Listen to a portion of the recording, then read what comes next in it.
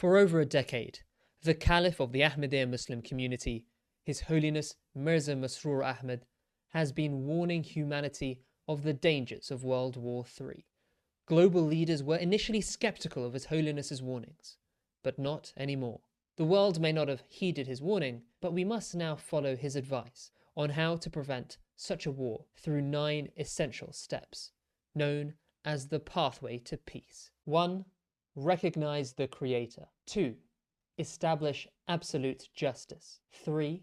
Foster global unity. 4. Seek nuclear disarmament. 5. Eliminate weapon profiteering. 6. Create economic equity and eradicate poverty. 7. Work for the good of one's nation. 8. Reject extremism. 9. Instill service to humanity. For more